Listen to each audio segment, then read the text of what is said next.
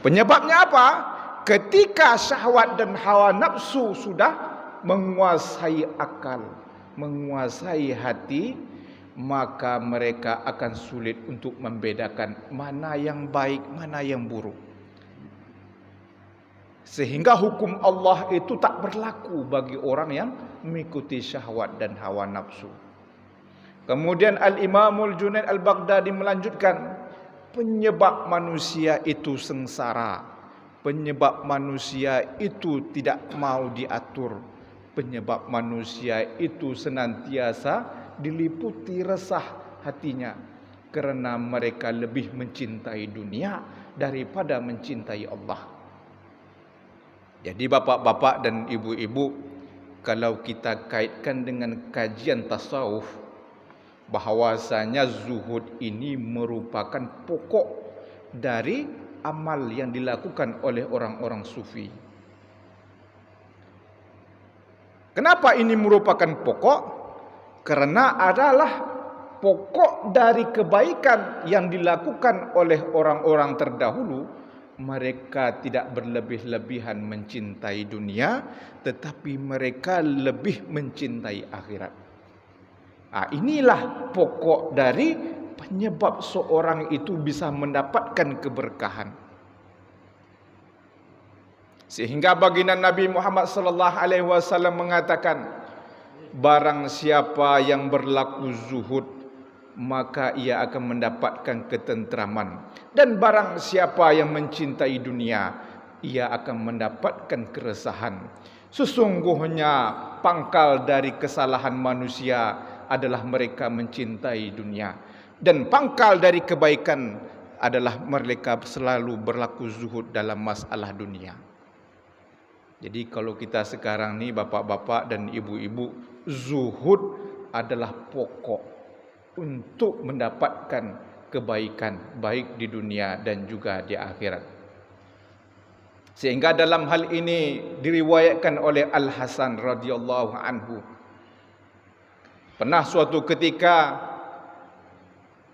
ada dari golongan yang mengadu kepada Nabi, menghadap Nabi Muhammad sallallahu alaihi wasallam. Kemudian mereka bersaksi, "Ya Rasulullah, kami bersaksi bahawasanya kami mencintai Allah." Mencintai Allah. Tetapi Allah Subhanahu wa taala senantiasa menguji dahulu sejauh mana kecintaan kita. Karena itulah bapak-bapak dan ibu-ibu dalam firman Allah menjelaskan, "Wala nabluwannakum bisyai'im minal khauf." Kenapa manusia itu diuji terdahulu? Karena pokok dari cinta kepada Allah yang paling besar itu adalah sejauh mana mereka betul-betul mencintai Allah, kemudian sejauh mana mereka betul-betul dekat dengan Allah. Maka dalam hal ini berkatalah Syekh Abdul Hasan Al-Zanjani, beliau mengatakan pokok ibadah dalam kehidupan manusia itu ada 3. Yang pertama sekali adalah pendengaran. Pokok ibadah, pendengaran. Syekh Abdul Hasan Al-Zanjani mengatakan pokok dari ibadah manusia itu ada 3. Pertama, pendengaran. Pendengaran ini adalah mereka mendengar, kemudian mengambil iktibar dari apa yang mereka dengar. Kemudian hati.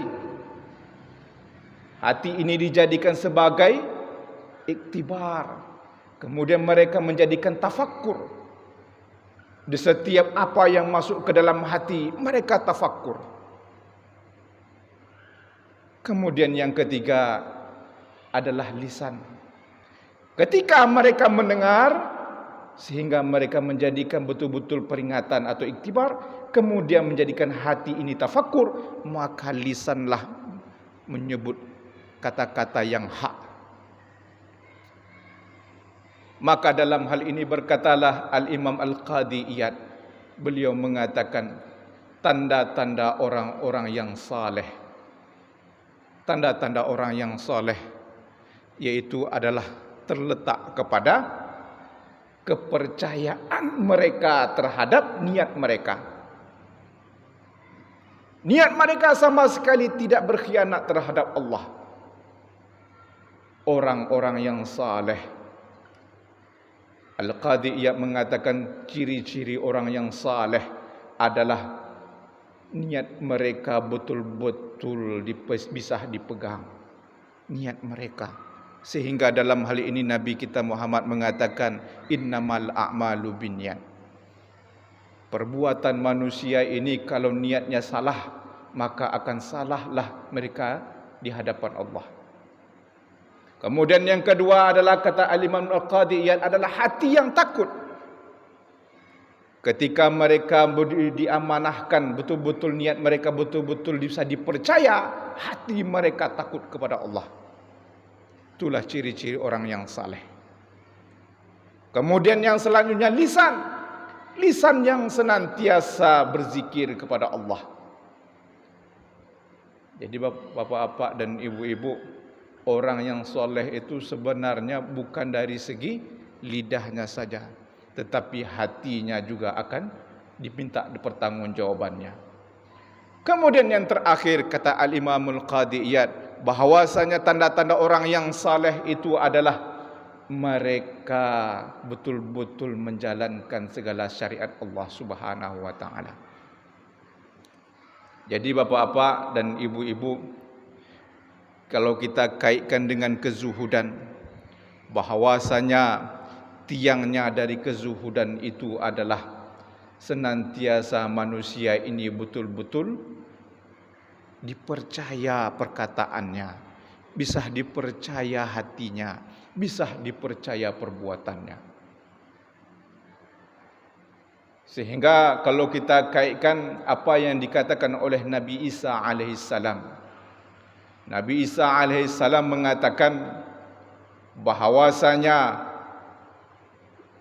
letak daripada ibadah kebaikan pada manusia itu yang pertama sekali adalah lidahnya. Lidahnya. Ketika mereka mempunyai lidah, mereka senantiasa digunakan untuk berzikir kepada Allah.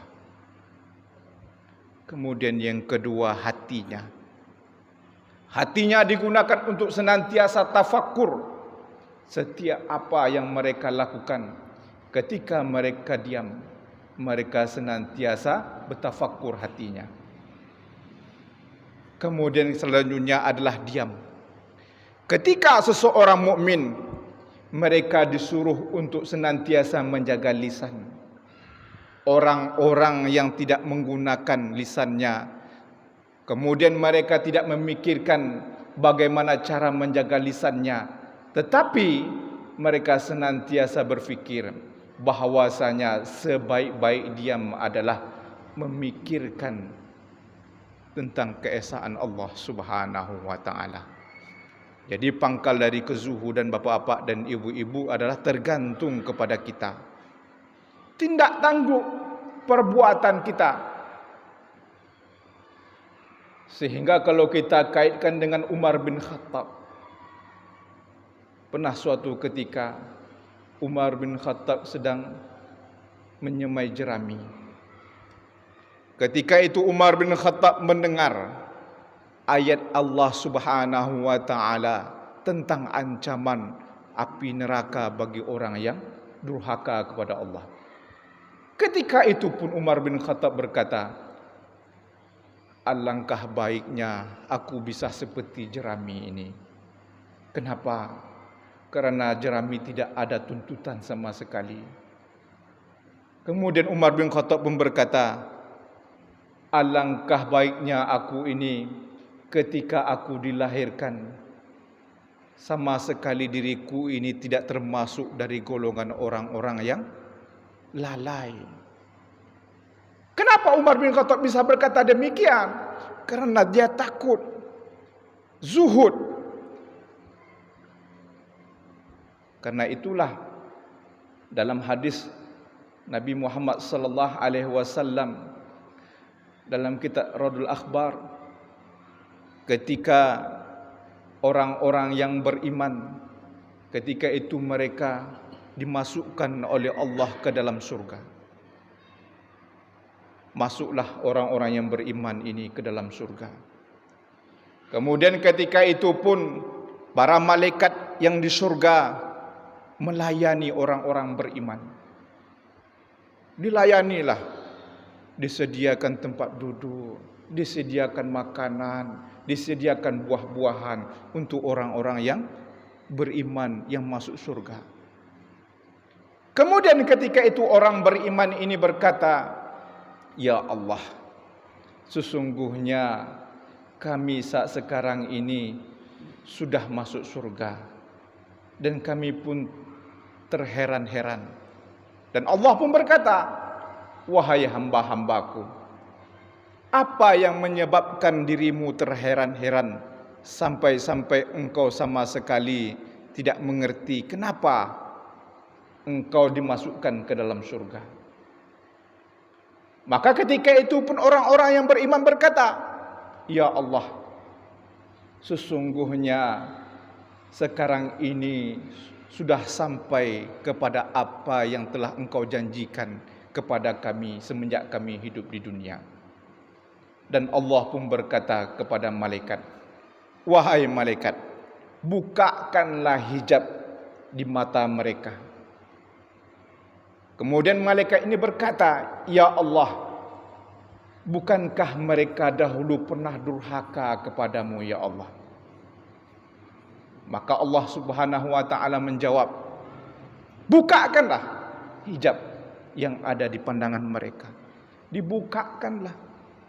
Ketika dibukakan, maka tersungkur sujudlah orang-orang yang beriman ketika masuk dalam surga. Apa kata mereka? "Ya Allah, sesungguhnya inilah yang engkau katakan, bahwasanya mereka akan mendapatkan nikmat seperti mata yang tak pernah melihat, tak pernah sama sekali di dunia ataupun di surga, kecuali pada hari itu dibukakan hijab. Kemudian mereka tidak pernah melihat atau mereka tidak pernah merasakan apa yang mereka rasakan semenjak hidup di dunia ketika dibukakan hijab." Apa maksudnya? Inilah Allah Subhanahu wa taala menjanjikan orang-orang yang rindu semenjak hidup mereka di dunia. Jadi bapak-bapak dan ibu-ibu, Allah Subhanahu wa taala itu sebenarnya menjanjikan kepada kita bagi orang yang hidup di dunia ini sebelum hari akhir. Apa janji Allah? Bahwasanya mereka akan diberikan nikmat yang tak terhingga. Mereka akan diberikan mata penglihatan yang tak pernah mereka lihat. Mereka akan diperlihatkan pemandangan yang tak pernah mereka rasakan. Dan inilah yang dimaksud dengan melihat Allah Subhanahu wa taala. Jadi bapak-bapak dan ibu-ibu, kalaulah kita saat di dunia ini tak mau sujud, wajar. Belum pernah lihat Allah, ya. Tapi kalau dah melihat Allah, baru kita tersungkur sujud. Itulah yang disebut dengan cinta yang sesungguhnya. Karena itulah Syekh Abdul Qadir Al-Jilani menjelaskan, orang-orang yang memiliki cinta sejati adalah mereka beribadah kepada Allah bukan mengharapkan pahala, bukan kerana takut dengan neraka, bukan kerana mengharapkan surga, tetapi mereka sujud kepada Allah disebabkan mereka betul-betul menyembah Allah kerana Allah yang layak untuk disembah. Itulah yang dimaksud dengan orang-orang yang memiliki cinta yang sejati. Sehingga dalam hal ini Syekh Abdul Qadir menjelaskan bahwasanya Allah Subhanahu wa taala dekat dengan orang-orang yang fakir. Di sini dijelaskan orang yang fakir itu bahwasanya ketika mereka mengatakan innama amruhu iza arada syai'an ayyakula lahu kun fayakun. Ketika mereka mengatakan sesuatu, jadilah maka terjadilah. Artinya apa? Mereka sama sekali tidak terpaut mereka dengan dunia, tetapi yang dipikiran mereka, hati mereka, jasad mereka hanya dipikirkan kepada Allah Subhanahu wa taala. Sehingga dalam hal ini berkatalah Al-Imam Abu Yazid Al-Bustami dalam kitab Tazkirah Al-Awliya. Beliau mengatakan bahawasanya aku yang pertama sekali zuhud dalam masalah dunia dan segala isinya. Setelah aku zuhud masalah dunia dan isinya, kemudian aku zuhud masalah akhirat berserta isinya. Kemudian apa lagi? Setelah itu aku zuhud terhadap Allah Subhanahu wa taala. Sehingga yang ada di dalam hatiku hanya Allah. Inilah yang dimaksud dengan cinta yang sejati.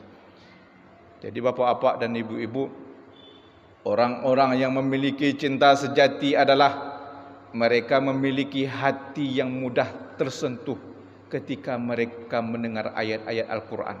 Seperti yang dilakukan oleh Umar bin Khattab. Ketika Umar bin Khattab mendengar ayat-ayat Al-Quran tentang azab, menangis Umar sampai pingsan. Kalau kita kan tidak, kan? Ketika mendengar ayat Al-Quran, pingsan tidak, ketawa yo. Ini yang bahayanya gitu sekarang ini. Yang paling susahnya sekarang ini kan dengar Al-Quran ya juga, tapi danduk jalan juga. Kan banyak seperti itu. Sampai-sampai Allah pun bingung. Ini sebenarnya manusia satu ini betul-betul cinta kepadaku atau cinta terhadap dunia.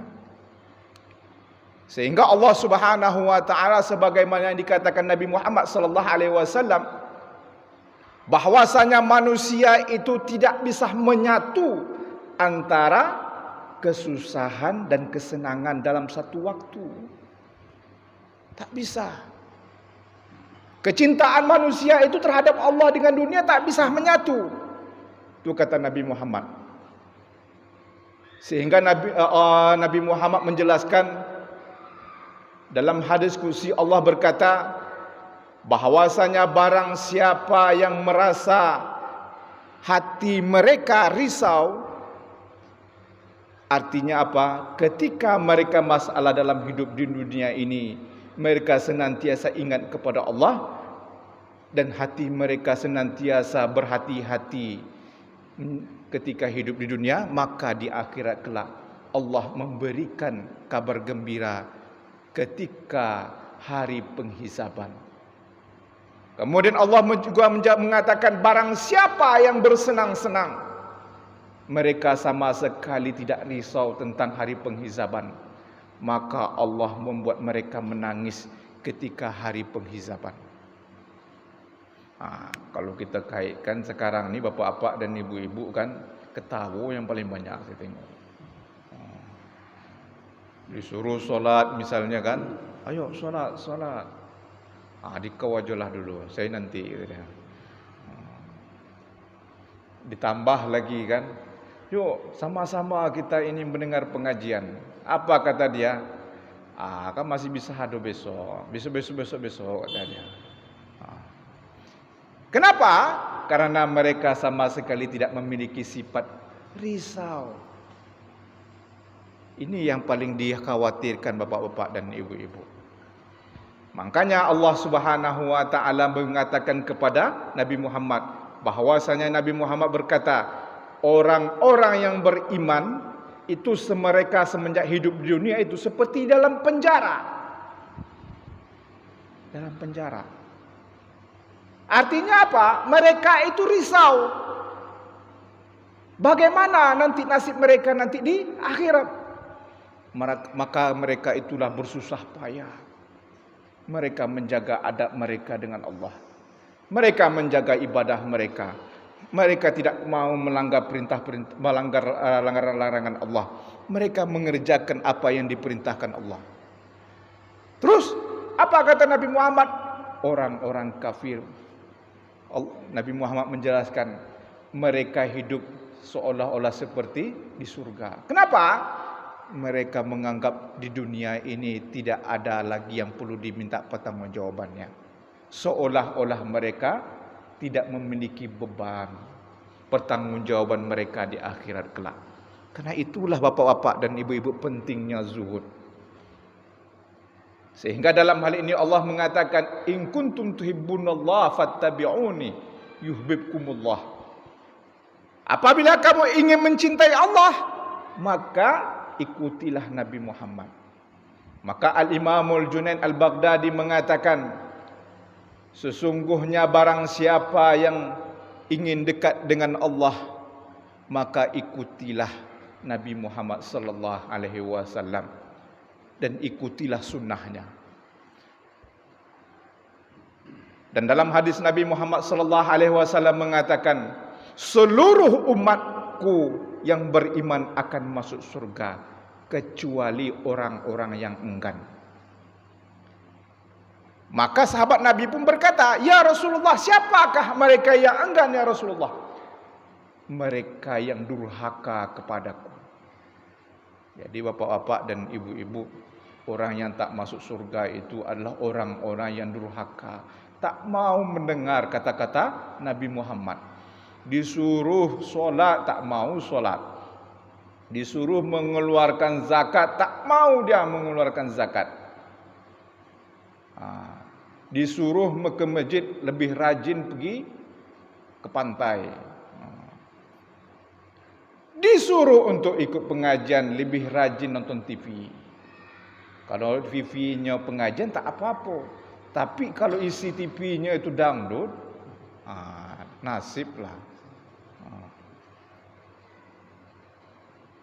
Jadi bapak-bapak dan ibu-ibu, berhati-hati kita. Kenapa? Karena manusia selama hidup di dunia ini, mereka senantiasa memiliki musuh. Apa musuh kita? Syahwat dan nafsu kita.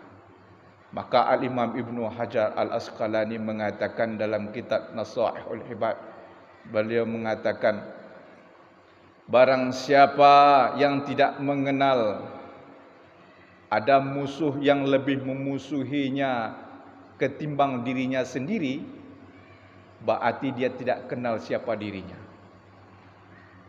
Artinya adalah ketika manusia lalai, ketika manusia ini lupa dengan musuh sesungguhnya, yaitu syahwat dan hawa nafsunya.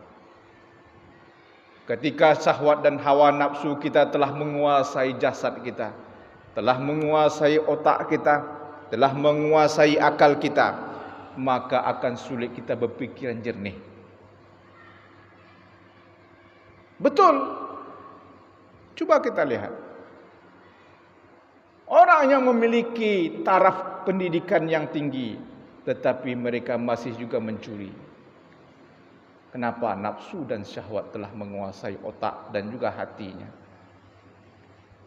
Begitu juga dengan orang-orang yang memiliki pendidikan yang tinggi, agamanya tinggi, tetapi mereka masih juga masuk ke dalam jeratnya syahwat dan hawa nafsu. Kenapa? Karena mereka lebih mencintai dunia daripada Allah Subhanahu wa taala. Jadi bapak-bapak dan ibu-ibu, Allah Subhanahu wa taala itu menjelaskan kepada kita bahwasanya orang-orang yang ingin mengikuti jejak-jejaknya atau mengikuti apa yang dikatakan Allah, maka ikutilah Nabi Muhammad. Nabi Muhammad itu secara zahirnya zuhud. Zuhud. Salah satu contohnya lah pernah yang diriwayatkan oleh Sayyidah Aisyah. Sayyidah Aisyah ini berkata, sesungguhnya keluarga Muhammad selama 3 hari tidak pernah makan roti gandum dengan kuahnya itu secara berlebih-lebihan, tapi pas-pasan, tak kenyang selama 3 hari sampai Nabi Muhammad itu meninggal. Kenapa Nabi Muhammad bersifat demikian? Karena Nabi Muhammad pernah mendengar apa kata Allah ketika Isra dan Mi'raj. Apa kata Allah? Wahai Muhammad, ketika engkau berzikir, ketika engkau beribadah kepadaku, maka janganlah berlebih-lebihan memasukkan makanan ke dalam perut. Cuba bapak-bapak dan ibu-ibu, habis ketika buka puasa kan, penuhlah perut itu. Pasti ketika terawih, yuk terawih kata dia. Aduh, ini kayaknya ini mau meletus perut ni. Tak mau, tak bisa lagi. Kenapa? Karena perutnya itu sudah mempengaruhi otak.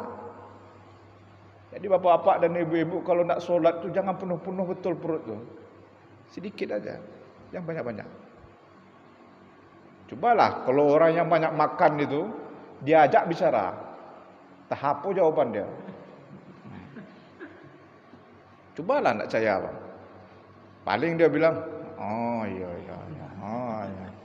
Kenapa? Perutnya itu sudah mempengaruhi otaknya.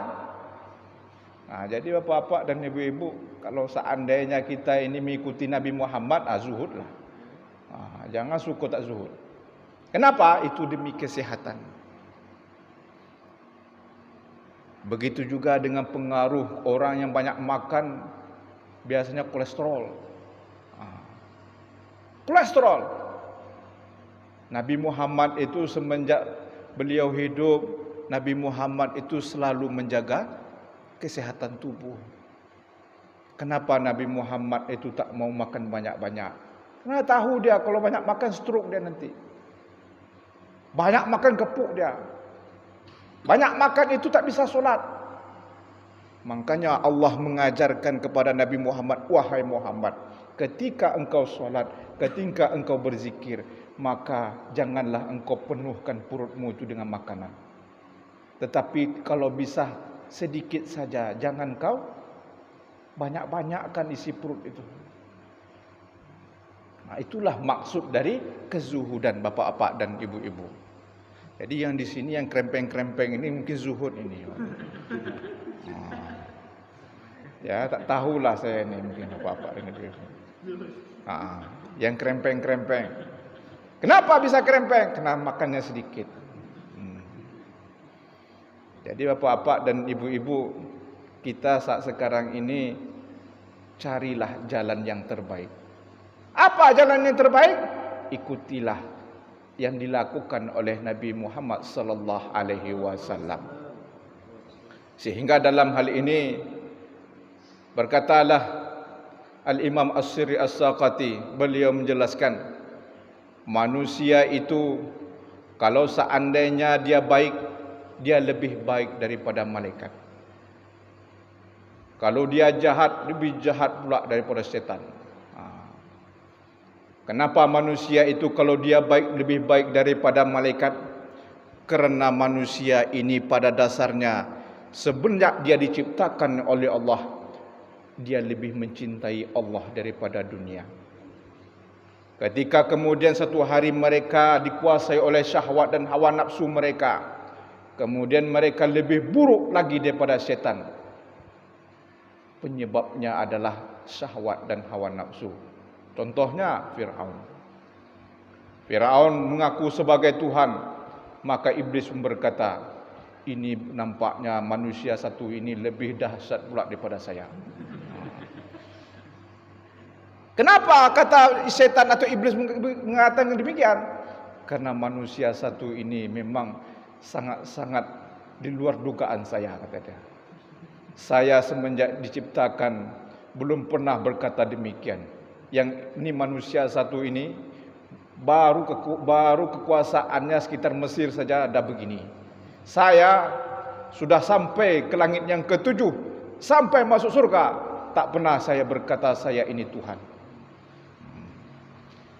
Inilah penyebab bapak-bapak dan ibu-ibu, syahwat dan hawa nafsu kalau sudah menguasai hati, kalau sudah menguasai otak, maka sangat sulit mereka untuk berkata Allah itu di mana.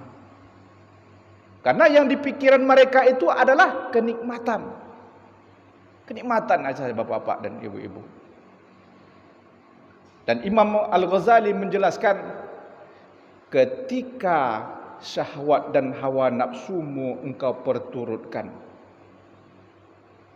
Seandainya engkau sama sekali tidak mampu untuk mendidiknya, maka syahwat dan hawa nafsumu akan memaksamu untuk melakukan apa yang ia inginkan. Betul itu. Contohnya sajalah. Mungkin bapak-bapak dan ibu-ibu yang di sini yang pernah pacaran mungkin kan. Kan betul tak ketika syahwat dan hawa nafsu itu sudah menguasai otak, tak terpikir lagi ini halal atau haram sebenarnya ini. Itu.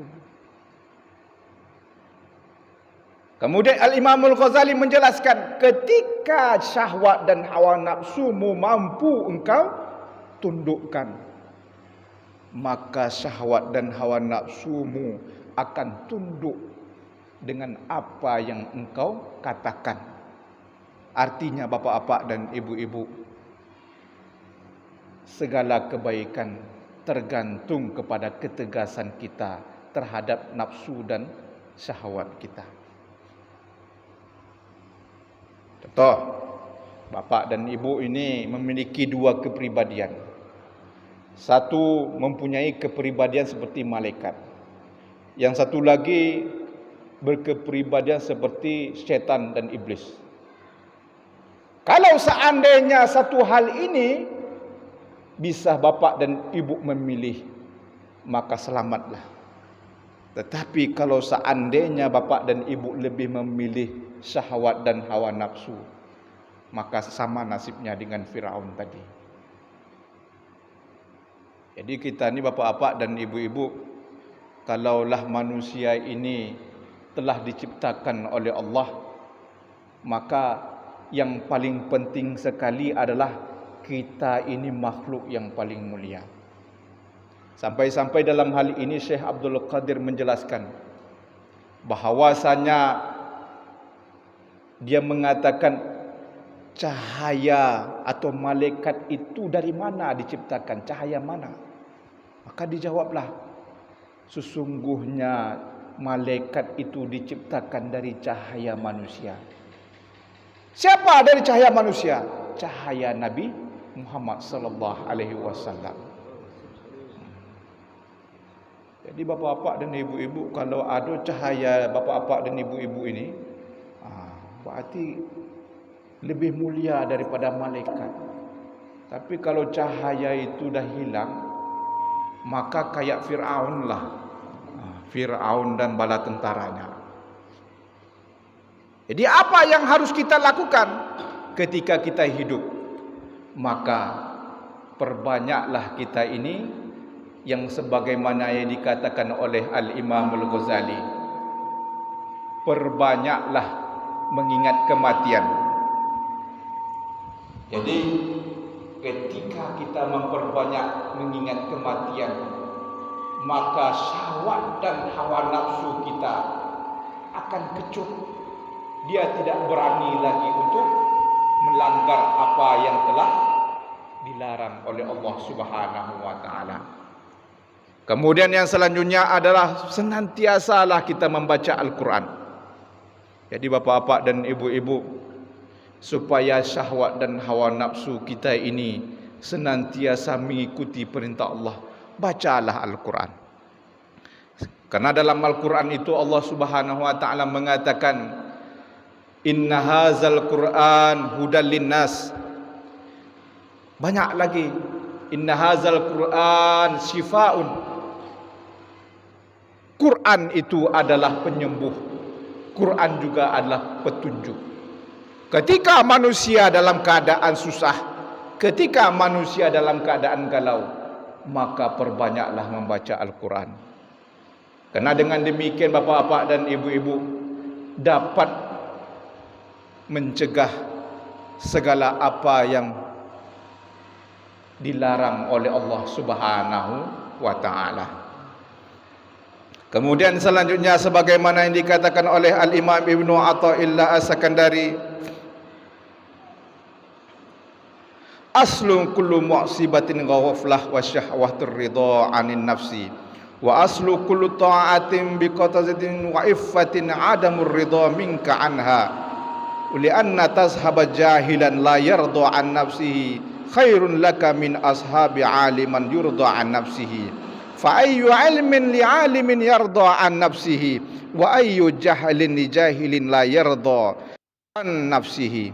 Artinya, punca bagi setiap kemaksiatan, kelalaian dan syahwat ialah meredai nafsu, dan punca bagi setiap ketaatan dan kesadaran dan penahanan diri, yakni dapat menahan diri daripada berakhlak dengan setiap akhlak yang buruk, iaitu dapat meredai nafsu. Jadi bapa-bapa dan ibu-ibu, Al-Imam Ibnu Athaillah As-Sakandari menjelaskan bahawasanya pokok dari bisahnya manusia berakhlak yang baik ketika mereka bisa mendidik syahwat dan hawa nafsu mereka. Maka dalam hal ini berkatalah ahli hikmah, an-nafsu katifli. Nafsu itu seperti anak bayi.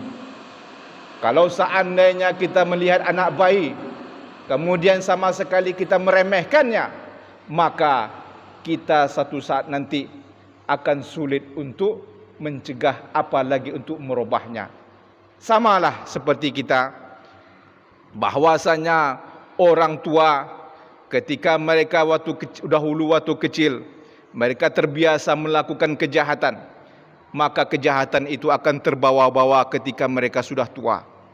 Begitu juga ketika kita masih kecil, kalau seandainya kita sudah terbiasa berbuat baik, maka akan terbiasa juga kita di waktu tua akan senantiasa berbuat baik.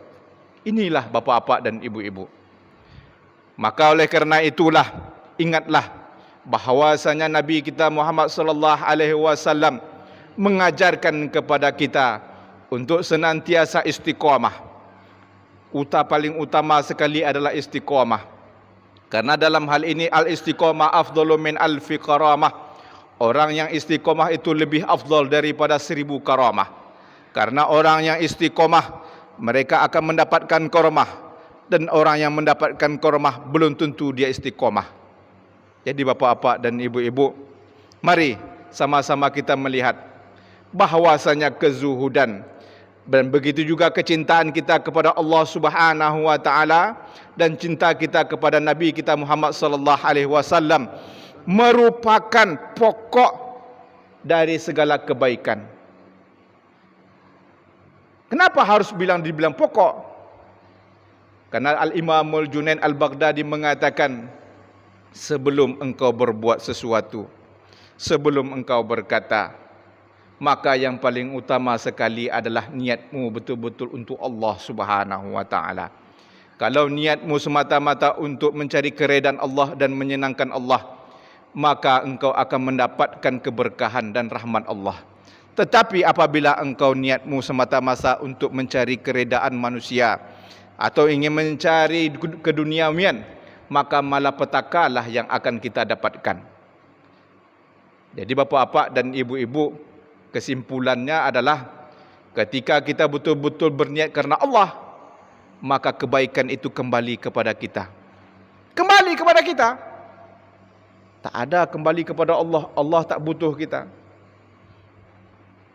Sampai dalam hal ini, dalam hadis Nabi Muhammad sallallahu alaihi wasallam, orang yang paling pertama masuk neraka yaitu alim ulama.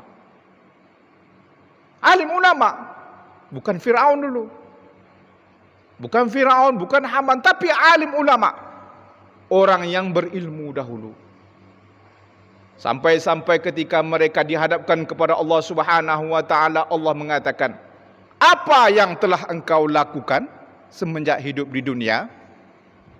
Maka alim ulama ini berkata, "Ya Allah, sesungguhnya aku semenjak hidup di dunia melakukan apa yang engkau perintahkan karenamu ya Allah."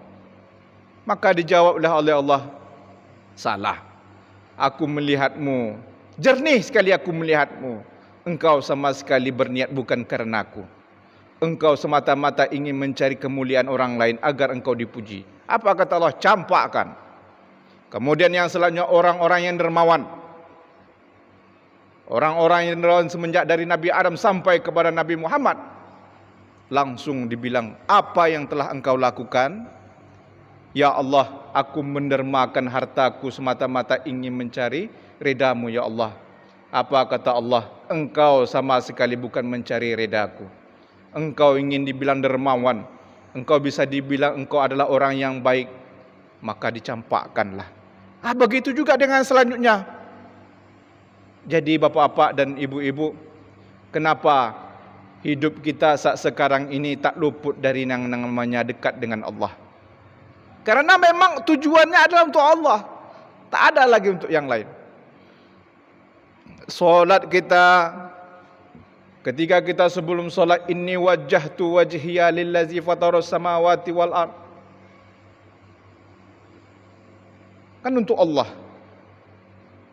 Ketika kita berdoa kepada Allah, ya Allah, sesungguhnya apa saja yang aku lakukan hanya mencari ridha-Mu ya Allah.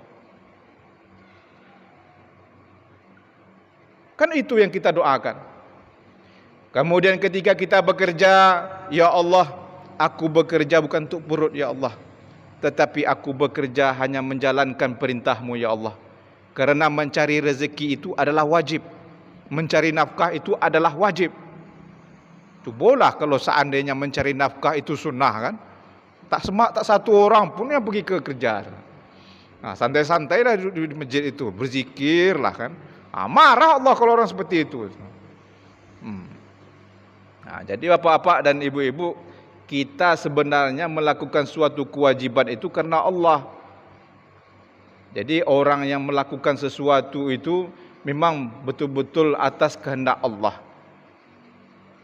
Sampai-sampai dalam hal ini Allah Subhanahu wa taala menjelaskan, di setiap pembuluh darah anak Bani Adam itu, ketika mereka melakukan sesuatu, Allah Subhanahu wa taala hadir ketika itu. Allah Subhanahu wa taala menggerakkan, Allah Subhanahu wa taala memberikan mereka kesempatan. Jadi bapak-bapak dan ibu-ibu, ketika kita mau ke WC, jangan berpikir pula ini kehendak Allah.